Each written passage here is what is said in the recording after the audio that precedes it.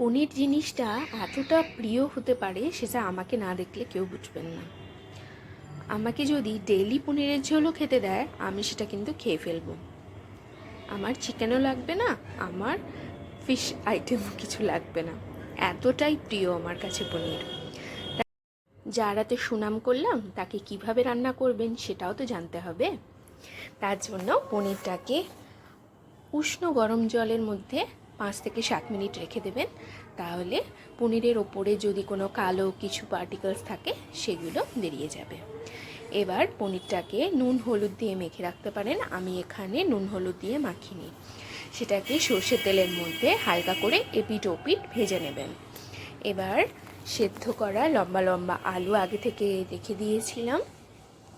সর্ষের তেলের মধ্যে তেজপাতা, এলাচ, লবঙ্গ, দারচিনি, জিরে, ধনে আর রাঁধুনি ফোড়ন দিয়ে আলুগুলোকে নুন হলুদ দিয়ে ভেজে নিয়েছি।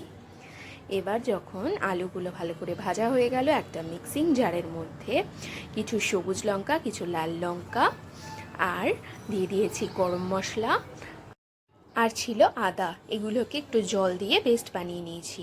এবার যে ভাজা আলুটা ছিল সেটার মধ্যে এই পেস্টটাকে দিয়ে জিরে, ধনে আর দিয়েছি হলুদ, এগুলো একটু জল দিয়ে যাতে পুড়ে না যায় নাড়িয়ে নিয়েছি, বা বলতে পারেন কষিয়ে নিয়েছি।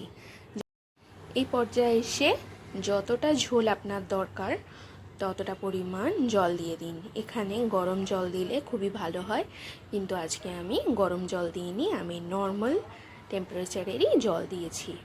হ্যাঁ, তার আগে আমি একটুখানি গুড় দিয়ে দিয়েছি। আপনারা চাইলে স্বাদ মতো চিনি দিতে পারেন, আর যদি কারণ মনে হয় যে চিনি আপনি খাবেন না তাহলে চিনি দেবেন না। তারপরে চিনি দিয়ে কিন্তু একটু কষিয়ে নিয়েছিলাম। এবার যে বললাম যে জল দিয়ে দিতে, জল দিয়ে ভালো করে হালকা হাতে একটু নাড়িয়ে নিন। যেহেতু আলুটা আগে থেকে সেদ্ধ করা ছিল তাই খুব একটা নাড়াবেন না, তাহলে কিন্তু ভেঙে যেতে পারে। ঝোলটা যখন ফুটে গেল তখন এর মধ্যে আমি পনির দিয়ে নিয়েছি। যদিও এই সময় পনির দেওয়াটা খুবই রিস্কি হয়ে যায়, কারণ আলুও যেরকম সেদ্ধ হয়ে গেছে পনিরটা তো সেরকমই নরম। তাই আগে করবেন চালের গুঁড়োটা দিয়ে দেবেন আর পরে পনিরটা দেবেন। যখন চালের গুঁড়োটা দিয়ে একটুখানি ঘন ঘন হয়ে যাবে তখন দিয়ে দেবেন পনিরের টুকরো, আর ওপর থেকে একটু ঘি ছড়িয়ে আবারও আলতো হাতে নাড়িয়ে নিয়ে পনিরের ঝোল নামিয়ে নিন। পনিরের ঝোলটা দেখতে কিন্তু খুবই দারুণ হয়েছে আর খেতেও খুবই টেস্টি হয়েছে। ভাত দিয়ে পরিবেশন করুন আর আমাকে জানিয়ে দিন যে কেমন লাগলো আপনার এই ঝোলটা করে। অবশ্যই কমেন্ট করবেন।